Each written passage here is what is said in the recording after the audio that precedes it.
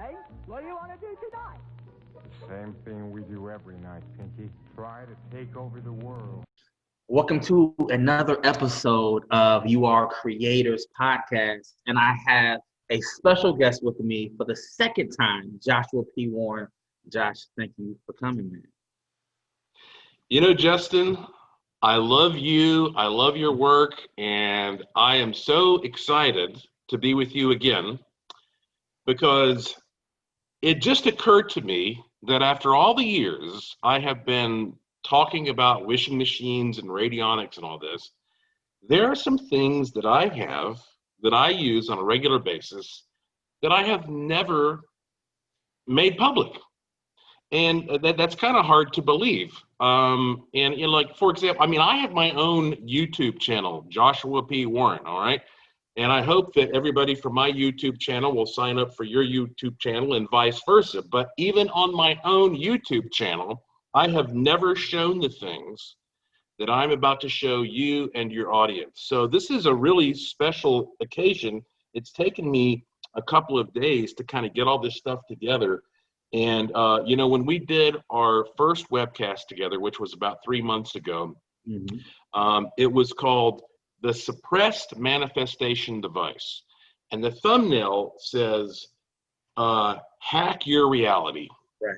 That is where everybody should start. Like, because I'm not going to be redundant. I'm not going to go over the basics again about what a wishing machine is. If you haven't seen that, you should go back and watch that. The thing now is maybe you have a wishing machine or you have an interest in a wishing machine. Now I'm going to take it to chapter 2. This is where we're going to get more advanced, and I'm going to show you some stuff you can do with the wishing machine that maybe you didn't realize you could do. But before we get into that, you now have your own wishing machine. So how have you felt about having your own wishing machine now, Justin? Okay, so this is my wishing machine right here, right? And I've used it a couple of times, and it's like, I don't know what to make of it, man. Like, seriously, there's something to it. There's something to it. I used it for my mother, actually. My mother, she wasn't feeling that well. And she was actually diagnosed with 2 forms of cancer about 4 years ago. Make a long story short, I put in the wishing machine. My mother is well and fully restored and happy. And 2 days later, she goes to the doctor's office. He says, there's no sign of cancer anywhere in your body. What are you doing? I don't know. Like, I'm not making any claims, but there's something to this box. I don't know. Yeah, there's something to it. Well, I am thrilled to hear that. And, we've talked a little bit off air, so to speak, about the fact that, I'm not a doctor, and so I never make any kind of medical claims. But what I can tell you is that every single day, people from all over the world in every culture send me emails, and they tell me about these unbelievable things that have happened in their lives regarding every subject you can imagine. Even though we can't explain how these things work, the fact that so many people say this is working means that we need to spread the word. And we need to educate people about this so they can experiment with for themselves. And in fact, I'm going to tell your audience where they can access some really good free information as well, because there may be people out there who are listening to us and watching us, and they say, I don't have the money to buy a wishing machine. Well, that's okay. I do not advise that you spend, your last $5 or whatever buying a wishing machine. I suggest that you instead educate yourself with some of the free online resources, do some experiments, and if you'll see very quickly that you and I are not just blowing hot air and that this stuff works. And at that point, then you can start getting more serious about it. So before I start playing show and tell here with some of the weird things I have around me, if I can keep it all sorted out here, I mentioned to you, this is kind of like hanging out with me at my house for an evening. Is there anything else in specific that you'd like to cover regarding the wishing machine, or do you want me to just jump right into it? Well, real fast, if you can, just brush over what is the wishing machine. Just the wishing machine, as we know it, is basically a box like the one I have right here, like the one you had in your hands a moment ago. This technology is over 100 years old, and I do believe it is a technology. And I realize that if you have faith and belief and all that, you can manifest a lot of great stuff in your life. For example, I wrote this book called Use the Force, A Jedi's Guide to the Law of Attraction. But the thing is, I don't believe you need faith to use a wishing machine. I believe it's a technology. For example, when I put a cheeseburger in the microwave, I don't need faith to heat up the cheeseburger. I think there is something mechanical that's happening here, and we talked a little bit about the way these things are made in your last interview with me. But basically what you do is, and there are many different kinds. This one happens to be electrical. It's got an electric plug. You have an input plate where you represent the thing that you want to manifest, and it can be anything as long as it's within the boundaries of what is plausible. So you're not going to be able to live forever or fly like Superman or whatever. But I mean, if it's within the natural laws, you represent this right here. And then you have an output plate. And so, for example, let's say I have a picture of me and I want some money. Who doesn't want some money, right? Right. So I put this picture of me on the input plate and I take maybe some money. And so I put the picture of me and some money on the input plate. And then I go through this simple process of tuning the plate, which usually, or tuning the machine, which usually involves stroking the output plate in order to create a biofeedback loop. And again, I don't want to get too technical here. There are different ways you can tune the machine. They're all very simple. And once you tune it, then usually what you do is you take what represents you, in this case, my picture, and you'd move it from the input plate to the output plate and keep the money on the input plate. So now what I'm doing is I am theoretically tuning that specific frequency from the money to my picture. And then because this is an electrical one, if you can see this up here, there's a little light, and my final step with an electric one is to turn it on and it starts to blink. Now there are wishing machines that are not electrical that people have a lot of success with. But we found that in our experiments, things manifest more quickly when you have an electrical field, and that may be because that at the end of the day, the machine is perhaps an extension of you, and humans are electrical machines. Every time your heart beats, you produce an electromagnetic pulse, your brain's lighting up electrically, and so that may be why these things have a tendency to do better, electrically speaking. And anybody who would like to have more information about that can go to wishingmachinelove.com. That's the page that I set up for your audience there, Justin. wishingmachinelove.com, and find some more detailed, much more detailed information on how I think these things may work. But that's the gist of a basic machine. Interesting. So last week I was watching an episode on Gaia, right? Mm-hmm. And David Wilcock, he was interviewing a man named Peter Peterson. And this man was hired by some agencies to study certain phenomena. Part of the phenomenon was radionics. Mm-hmm. And he found out that it was 100% true. Like this box, this science, I'm still trying to really fully understand why it works, how it works, but I feel an energy coming off of it. I really can't describe it. I can't describe it. It feels like it does have a consciousness to it. I don't know, but there's something to this technology. So I think more people, like you said, more people need to understand how this works. So thank you for the demonstration. So Justin, I have a lot of crystal skulls. This is just a little one that I've got. And I know that there are a lot of people who I think exaggerate the power of crystal skulls. I mean, I've got some big ones, but I have them in storage because they were in my museum and they've been transported.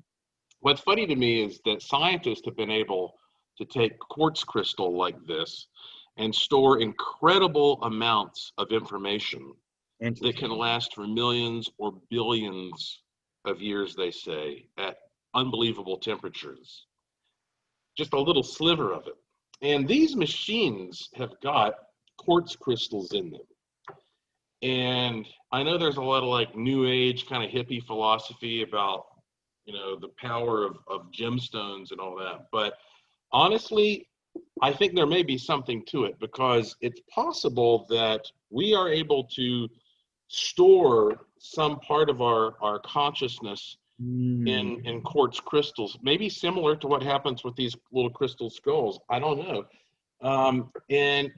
And so this is sort of like, it's kind of like a cell phone. So, for example, when you buy your cell phone is, it's a basic framework. It's a basic model. Right. Then you get your cell phone, and the first thing you do is start personalizing it. You start customizing it. You start storing stuff inside there that's related to your interests, that you put in your contacts, you put in apps. So I think that maybe these machines can be compared to your cell phone, your smartphone. That in other words, when you get one of these things, that it is a basic model, but now you can start customizing it.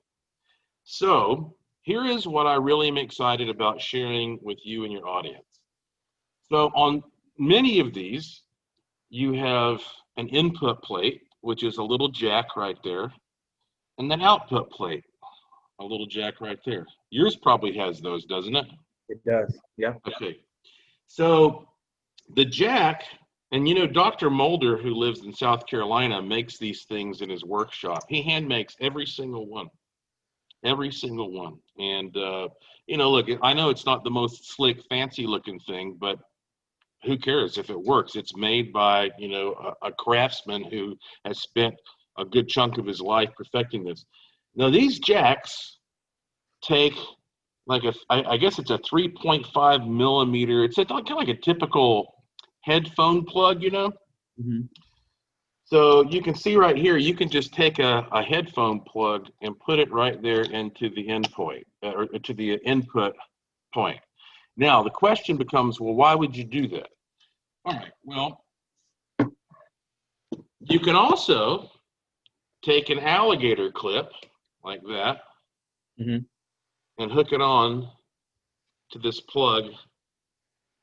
And actually, you can do a better job of it. This is an adapter. Here is a more finished version. So this is an adapter element. You could do this yourself, or Dr. Mulder makes these. So this is an adapter that's got an alligator plug on one end, or alligator clip, I guess I should say, and like a headphone plug on the other end. So let's say my goal was to become a professional baseball player. So I'm trying to figure out how to represent that. And I take my favorite baseball, which you'd never guess that's my favorite baseball now, would you, Justin? Right? And the thing is, if I want to represent my baseball career with this baseball, it might be a little hard for me to keep it here on this input plate, right? Because it's going to roll around. It's a big thing. So instead, what I can do is take this plug, plug it into the input jack, just like so. Take the other end that has a clip on it, flip that to something especially metal, like this measuring cup. Okay. Like so. Put the baseball in there. So now this becomes my input plate. So instead of the input plate just being the flat plate, now I can extend this input plate into whatever I want it to be. So I can input anything in here that I can plug in here. Okay, so now let's say, for example, I'm somebody who's into wands, because I actually am into wands. I think you can do a lot of stuff with magical wands. So here's a magical wand that I made. And let's say that because I like wands, I would like to, instead of sending my wish to my output plate, I would like to send it into this wand so that I can project it. I can point it at a picture or at a direction or at a person. Here is an example of a little adapter. So you can take your wand, Right. put it into the adapter. You plug that into the output, and now you have changed the output from being a flat piece of plastic, i.e. that, to being something three-dimensional that you can now start working with. Interesting. So, okay, so what is the wand for? Well, I like wands because ultimately a wand is a director, a specific director of intention. For example, if I walk up to you on the street and you have no idea who I am, and I look at you and I go, guess what? You're going to turn your head. Right. I don't even have to say a word to you. I just go, that's the power of pointing. You're going to look. I could practically do that and then take your wallet. You know, that's what professional magicians do. You misdirect. There's something powerful. You can do that to a dog and it works. If you go up to a dog and point, the dog even looks where you point. Wands, scepters, rods have always been sacred objects throughout all of human history, especially if you go back and you look at things biblically. You have Aaron's rod in the Bible. You had Moses. You know, you have, of course, the stories about, you know, the medical industry being based upon the snakes and the rod. So getting different materials that represent something, a staff or something you can point, has a long, long history of being able to direct energy. And I have a bunch of different wands. I mean, like, for example, there's another one that I made, and this is quartz crystal on this one. I like to incorporate crystals. This has got an emerald on it. Here's another one that I made. So I took a trip to Romania, and that's got some dust from Dracula's castle in it. Isn't that cool? That's wild, isn't it? So these devices are all used to somehow manipulate energy. Yeah, and to help us make things manifest more quickly. And so here's another thing I wanted to share with your audience. So Dr. Mulder, he usually makes these devices like this that you use for like long-term projects. Right. But the most time-consuming thing that he makes is this. This is called the Model Field X. And because it is so time-consuming to produce, he is about to stop making it at the end of this month. We're recording this right now in August of 2020. And so this is the last month he's going to make these. But I think it's good to bring up because there's an interesting point about, okay, you see, this is a normal one. This is meant to be taken into the field with you. And it's got a little battery on it that you can plug right into the top there so that it becomes a portable unit. Oh, wow.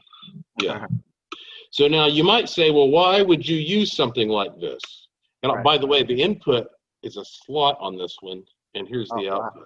That is cool. So I have used this thing numerous times when I've been on UFO investigations, because I sometimes do these UFO programs where I have the news there, and the last thing they want to do is go home without a UFO to show when they're doing a UFO segment. I have been at conferences that have hundreds of people outside, and they all want to see a UFO. And so I bring this with me, and I set this up in the field for a UFO to appear. And every time I have used this, a UFO has appeared.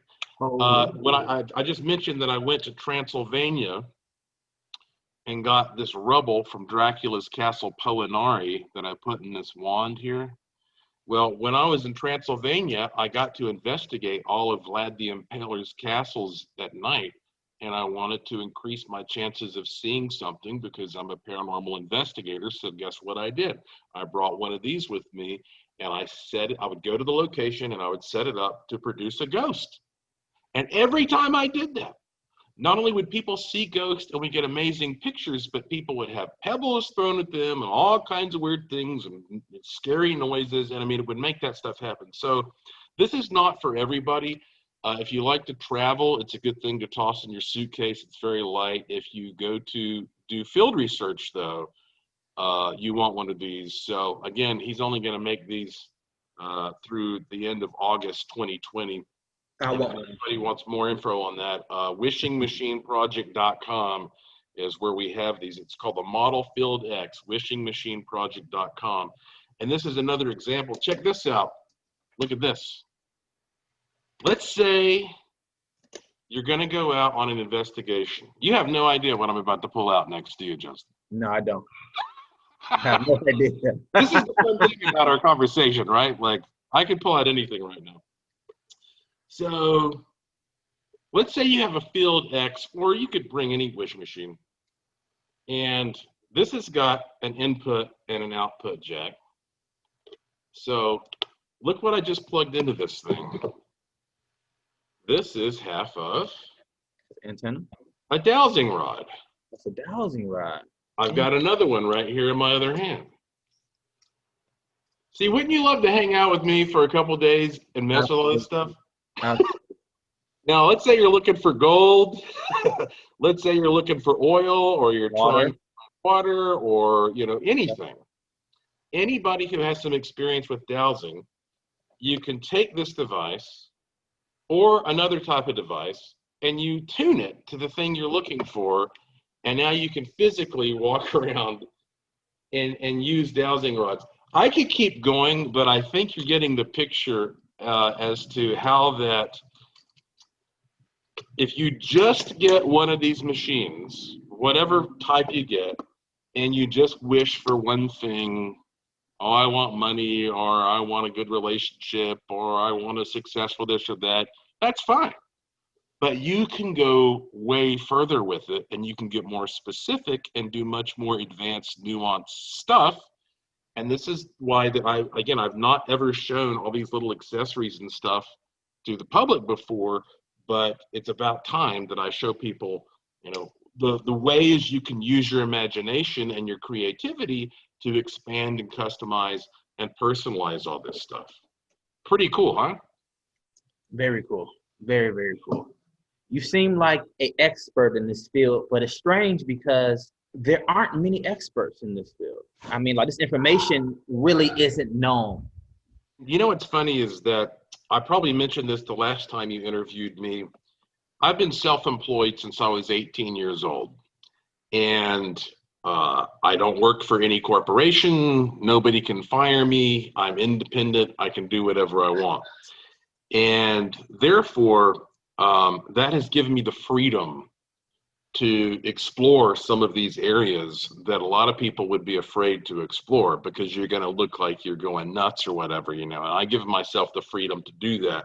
Right. But the irony is that frequently when I go on a TV program, and as you know, I've been on every program you can, every type of channel, History Channel, Discovery, travel, sci-fi. Just recently, a report that featured me won an Emmy. I sent you a picture of that. And I'm not boasting here. I'm just saying, like, I use my wishing machine to pull off a lot of cool stuff. And people frequently refer to me as a paranormal expert, and I see what they're saying. I see why they say that, but a part of me always feels that that's a little bit silly, because it's kind of hard to be an expert on things that nobody knows about. I mean, if I was an expert on making a souffle or something, you'd be like, well, this guy is the guy you want to make your souffle, right? But being an expert on things that are unknown is, it seems a little bit paradoxical. So, but I do have a large body of knowledge about how little knowledge people have. And so for whatever that's worth, I have an open mind, I study stuff, and some stuff I just call out as straight up BS. And I know you're the same way. Absolutely. Because you know what, Justin? If guys like you and I don't do that, then eventually it's going to bite us. Right. Because somebody out there is going to be like, well, there's a normal, plausible explanation for what this guy's talking about, and he's too naive to see that. So I have to be my own worst critic, because I want to make sure I've ruled out best I can plausible explanations before I jump to something extraordinary. And so that's why when I present stuff like this, when you present stuff like this, we're telling people, hey, look, this has worked for us. It's worked for a lot of people, and there's no reason to, not give it a shot yourself. I mean, if you're in a position to do it, try it out. Absolutely. Absolutely. Question for you. What do you think about the Pentagon finally releasing information on the off-world, spacecraft that they have? Yeah. That's something, isn't it? I mean, that has the potential to be one of the biggest phrases that's ever been put in print. The New York Times. And by the way, when the New York Times broke the story about the ATIP program at the Pentagon, it turns out everything they reported was true. And so now they've broken this news story where this Pentagon advisor is saying we have, off-world vehicles not of this earth. So we can hope that that article is going to be just as credible as the first one was 2 or 3 years ago. But here's the thing that bothers me. Throughout this entire process, and by the way, I'm in Las Vegas, Nevada. And in this same town is where we have Senator Harry Reid, who was the Senate Majority Leader, who really spearheaded this whole ATIP thing. And he was just being lauded as a great politician who was trying to bring about disclosure. I mean, you see him on the local news here frequently, and he's talking to reporters like George Knapp and saying the American people need to know. And he really seemed like, I mean, he's a very old man. He's struggling with cancer. This is sort of one of the last things that he's going to be able to do in his life, is to get the word out about something. And as soon as that happened, Justin, as soon as that report came out, which also coincided with him being on the History Channel show called Unidentified, which is a great show hosted by Luis Elizondo, he tweeted that I've never said that these are UFOs from another world, and maybe we need to stop talking about little green men. And that's a very demeaning way of putting it. Mm. And so it's almost like that as soon as that news happened, there was some kind of a 180 that occurred with him. And it could be because of maybe one of 3 reasons. Number one is maybe he's not even tweeting stuff himself anymore, and somebody else is putting that information out on it. Like I say, he's an old man. He has a lot of problems he's dealing with.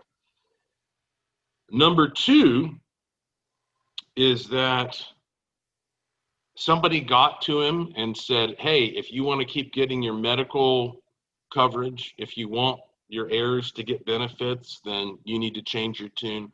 Or number three is we can mince his words.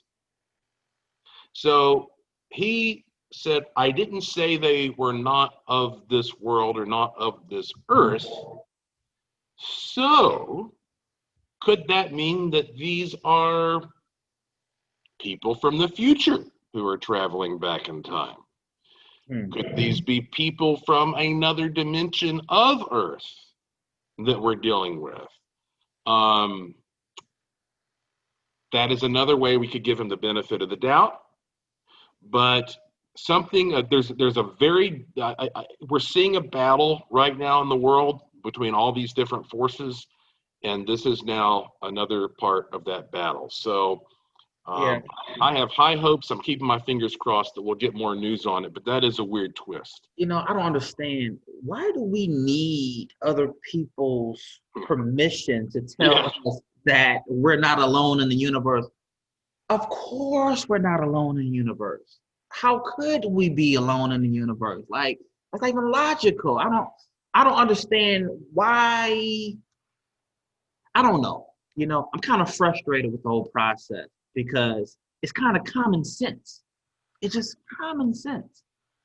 There are trillions and trillions of Earth-like planets. Of course we're not alone. We've never been alone. We will never be alone. And they're probably here, like right now, walking among us. Some are probably, you know, underground.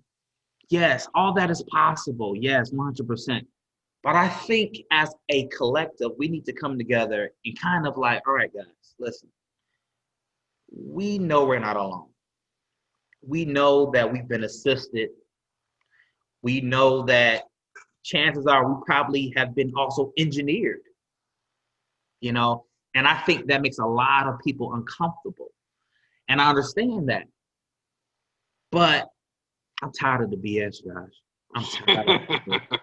I'm tired of it, man. Like, please stop it. Stop it. Okay, like, we're not alone. Please. So, yeah. You and I are a lot older than we look. And you get to a point where you're like, yeah, I've seen enough BS.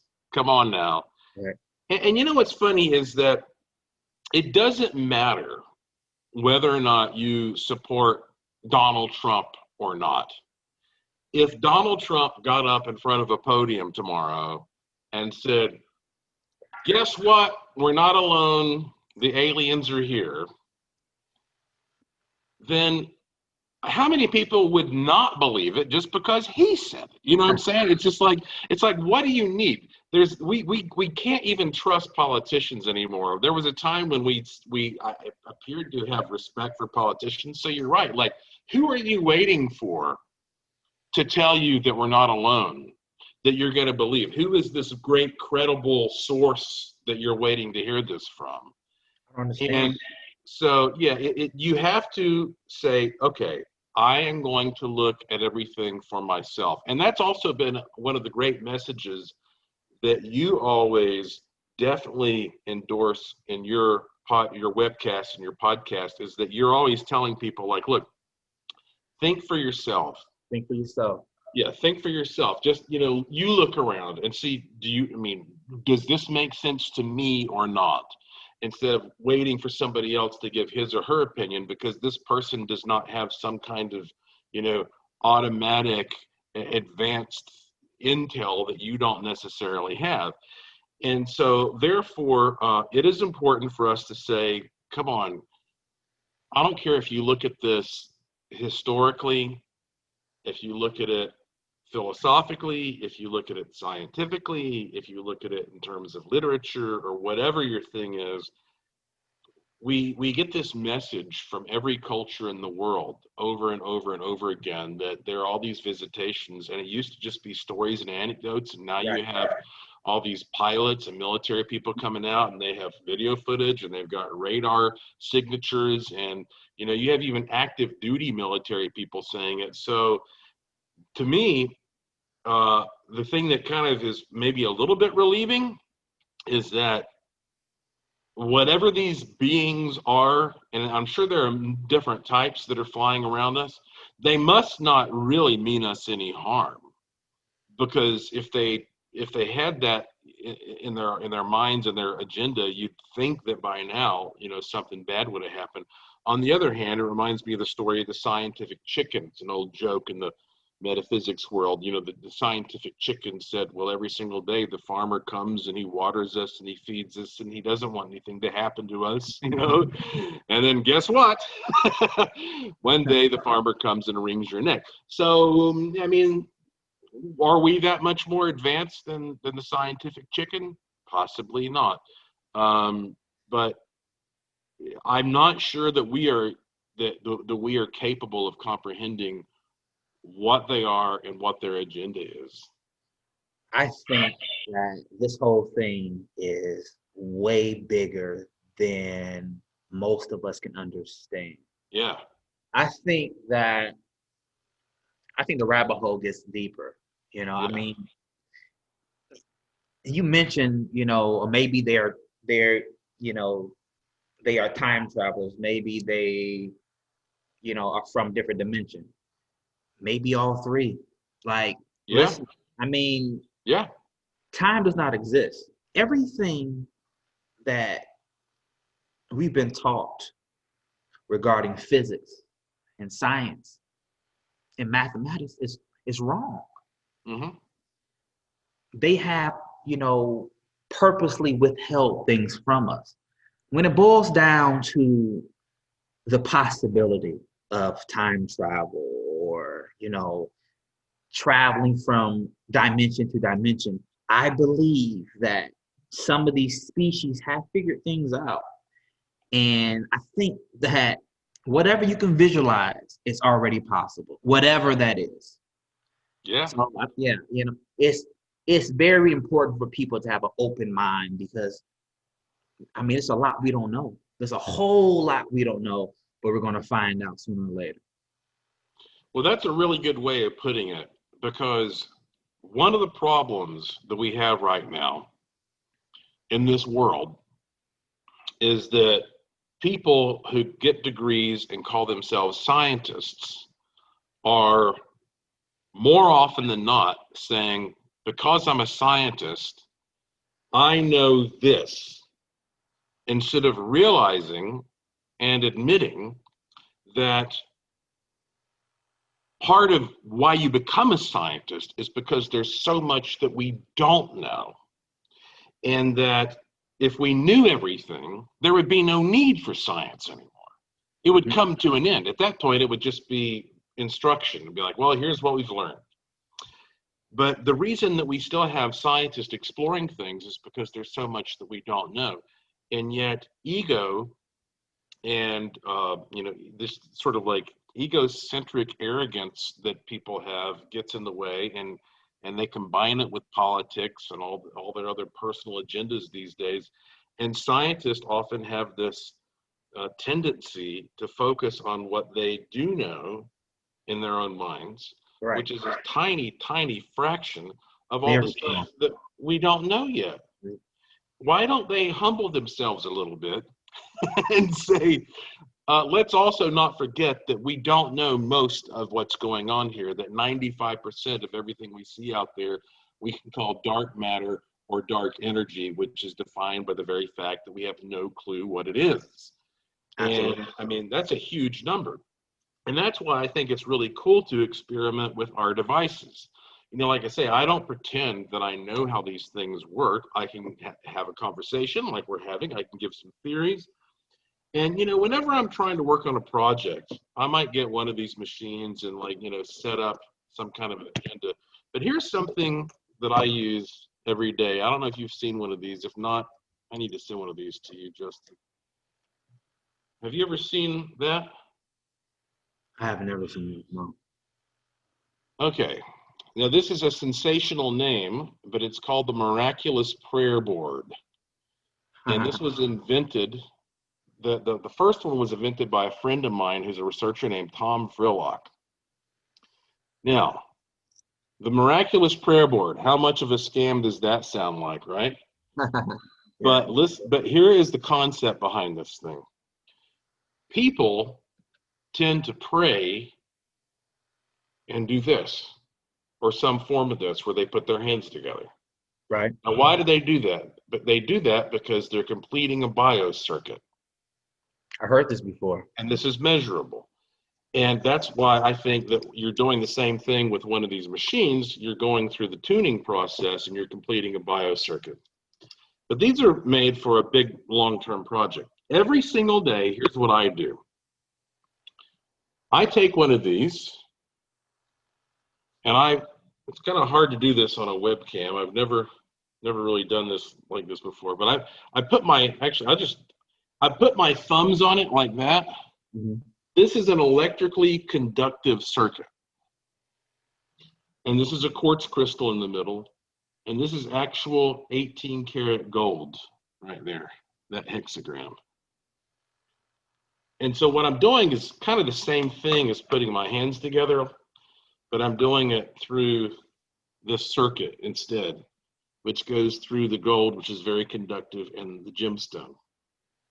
And I just take a moment every day and I think about, here's what I want to happen today. Here's what I want to happen today. And because this is more of like a daily maintenance type of thing as opposed to a wishing machine. And I found that by doing this, some incredible things have been happening. For one thing, I was asking for disclosure to come forward around 2017, 2018, using this device. And all of a sudden, this story broke in the New York Times.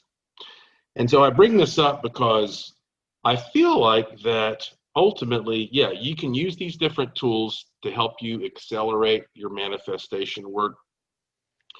But this is the one area that scientists still cannot explain. Descartes, the philosopher, said, "I think, therefore I am." When you look in the mirror, who is looking back? This is where science reaches its limit. Consciousness and the human mind. And it's possible that you and I are living in the mind of a larger being. And you can call that God or whatever you want to. But I really think that we can only take it so far using the scientific method, because there's going to come a point where a computer cannot understand itself. And we know that there's power in using these devices, but we can't explain how the mind works, why is it when you cut open somebody's skull, all you find is a bunch of flesh in there. It looks like cauliflower. Where are the memories? Where are the dreams? Where's the personality? We just can't see it. I often say it's like that caveman who pops open the top of a television and he's looking for the little people inside, and all he sees are wires and capacitors. Where is that? We are obviously channeling a great deal of energy from somewhere else. And so when you pray, when you manifest, whatever tools you're using, I think that energy that is you, that is able to recreate, or create things that you want, is being filtered through your brain, through your mind. And as you've seen, maybe not anything is possible, but boy, you can do a lot more than you think you can. Absolutely. Absolutely. I'm still trying to grasp a hold of what we can actually do. Yeah. What are our untapped abilities? What can we actually do? I mean, there have been certain role models, like, a Jesus, a D.D. Holmes. It's like certain people can do things. It's like, okay, so, yeah, I mean, we all can do it, but there's certain things we have to learn first. There is a certain amount of practice we all have to, we need practice, basically. Yeah. We need practice. You know, these mind powers, reading minds or whatever. Everything is done through repetition of practice. Yeah. A remote viewing practice. This device that you gave me. How do you like that? I like it. I like it a lot. So basically, if you can explain to the audience, what is this device? Okay. So if you take just a like a pencil eraser and a needle, and you stick it through the pencil eraser, and then you cut out a little square of paper and fold it diagonally both ways and make a little pyramid out of it, you can balance it on that, and it's like a little pinwheel. So basically what I'm talking about is a lightweight piece of paper balanced on a needle point. Right. And you can use that in order to practice telekinesis, which is the idea that your mind and bioenergy can move something without direct physical contact. So this is a very similar version of it. This particular design was invented by a Hungarian named George Elgagyi. And I always want to call him Elegy, but I think it's Elgagyi. He pronounces it Edgely. I guess that's how he pronounces it. Anyway, like I say, a Hungarian scientist. So what you have here is this lightweight wheel that has these fine teeth on it. Mm-hmm. And these teeth are supposed to be just the right size to connect with the average human bioenergy field. And so you have here this fine little point on the base. And so what you do is you put it on there, and then you put your hands around it, and you try to see if you can make it spin. I have a glass that I also will put over it sometimes to cut out air currents. Right. And see if you can make it spin clockwise or counterclockwise. And as a matter of fact, Justin, check this out. I even have this nice little thing. I don't sell this, by the way. I'm not just hawking products on your show. I should be selling this, though. This is an electronic version of it, which is really cool. Obviously is a little more expensive, but check this out. This version of it, if this thing spins, it's kind of hard to do it. Let me lay it down horizontal for you. Can you hear that beeping? Yes, I can. So like if you start really spinning this thing, you can hear it. Uh-huh. And then it also shows you little lights, the LED lights here. That is cool. Yeah, isn't this cool? And so I've been practicing with this thing, and basically I've gotten to where I can make it spin like crazy. I mean, it's really, really hard. But here's something cool that I realized. And by the way, if you put it under glass, I sent you a video that I shot of me practicing this about 10 years ago. It still takes me to this day about 20 to 30 minutes to get it moving under glass. There's a lot of focus and patience and time that goes into being able to do that. But when you do it, I mean, that's huge. You know, you feel like Yoda. Because I even have a hair dryer that I blew on one of these under glass, and it doesn't budge. Right. You can sit there for 20, 30 minutes and focus, and you get this thing to spin. And so when you're playing around with these things, what it shows you is that you can get something a little closer to immediate gratification if that's your goal. For example, most of the time when you're trying to manifest something using raw techniques like using the force or even a wishing machine or whatever, time becomes your friend, because you really sometimes make a rash decision and you wish you hadn't done it. I've always said that, like, it's a good thing everybody doesn't have Darth Vader's power, because as you're in traffic on a busy day, you're probably going to choke some people and maybe regret it later. Yeah, and so time is can be your friend, because it gives you an opportunity to think about, do you really want this or not?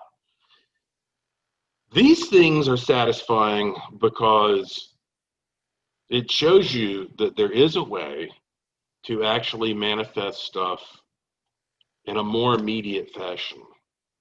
And maybe sometimes you could do it immediately. I've had experiences that I think are along that lines, but listen to this. When I have people to my house, Justin, and I got to be honest with you, I'm kind of a hermit. I don't have a lot of people over to my house. I'm working all the time, and but sometimes when I have people over, I do a little experiment, and I've done this before in other situations. I will take this will and I will put it down in front of the person and say, okay, I'm going to give you 2 minutes or 3 minutes, and let's see how fast you can get it spinning. And the person sits there and puts his or her hands around it in various configurations and tries to make it move. And then I'll say, okay, now we're going to do the same thing again, but this time, if you make it move faster, I'm going to give you $20. And I whip out a $20 bill and put it down. And basically every time I've done this, they make it move faster. Interesting. Now you might wonder, well, okay, well, what does that mean? Well, here's what it means, in my opinion. Every sense that humans have, the 5 physical senses, sight, hearing, smelling, taste, touch, we have that because it's meant to help us survive. And it hasn't stopped evolving. We are still developing new senses, but now we don't need to go out and hunt like we did. So vision's not as important as it used to be. We don't have bears and tigers and lions creeping up to eat us like we used to in most cases. So probably hearing is not as important as it used to be, and so on and so forth. But we still ultimately now need money, and money is a modern invention. We used to go out and hunt and gather what we needed, and then we figured out a barter system, and now we have this fiat currency system. So the development of ESP and psychic senses and a sixth sense is going to be, just like it always has been, the product of humans needing to develop whatever is required to get an edge on everybody else and survive. And so that's why I found that if you give somebody a financial incentive to do a psychic experiment, they inevitably do better. And that's because we are clearly tapping into the development of a sixth sense that is supposed to help people survive. And these days we interpret survival as having money. Interesting. Yeah, there's still so much to learn, man. So for anybody listening, you have to practice your psionic powers.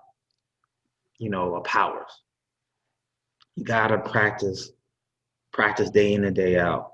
It's just like a muscle. And the more you do it, the stronger you get. So that's our advice. Keep at it. Keep on keeping on. Josh. To me, it's a lot like playing a musical instrument. Right. I love playing music. I play the piano and the guitar and the harmonica and the violin and all these things. And you can't physically, look at me and see that I do that, but I'm mentally, every single time I play something, a mental muscle is developing, and Absolutely. That's exactly what we're talking about here. Absolutely, 100%. Josh, do you have any projects that you're working on right now? I do. Thank you for asking that. You've always been very generous in giving me a platform to tell people what to do and where to go. So first off, here's some free stuff that I want to tell your audience about. Because I know there are people out there, as I mentioned earlier, who are probably listening to us and say, Well, this is fascinating, but how do I get a foot in the door? I don't want to go out here and buy all this weird stuff that Joshua and Justin have, okay?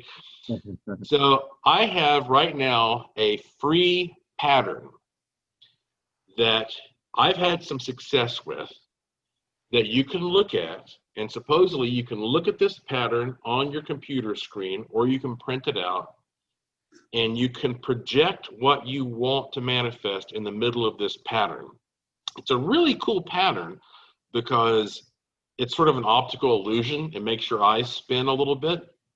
So if you go to joshuapwarren.com, go to the Curiosity Shop. Yes, I'm a good businessman. I'm going to make you go to the Curiosity Shop. Scroll down there and you'll find this pattern for free that you can experiment with, and let's hear your stories. That's one thing you can do for free.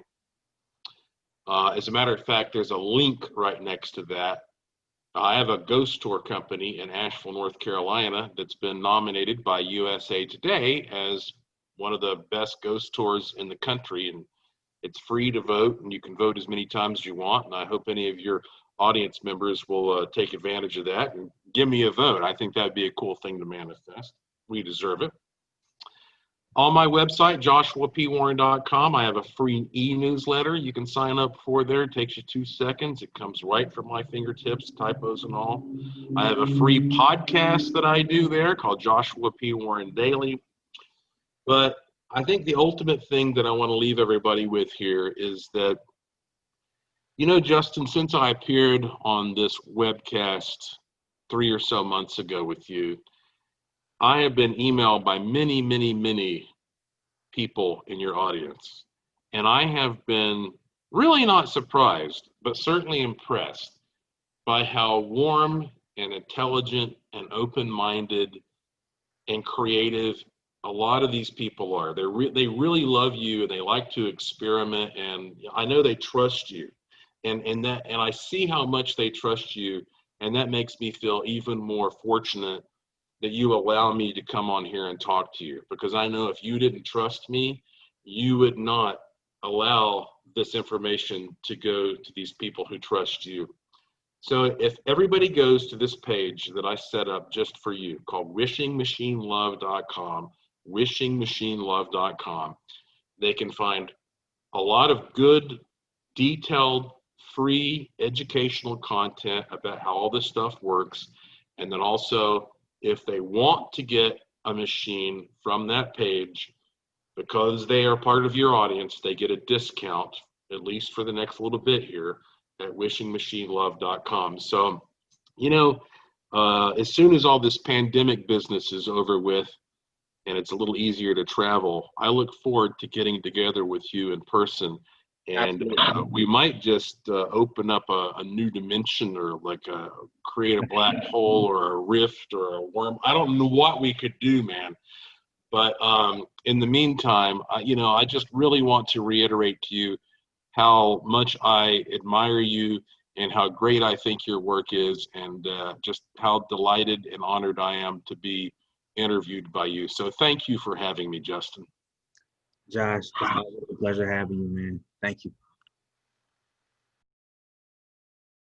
If you love YouAreCreators, become a $5 Patreon member and receive exclusive affirmations, audios, audio downloads, and so much more.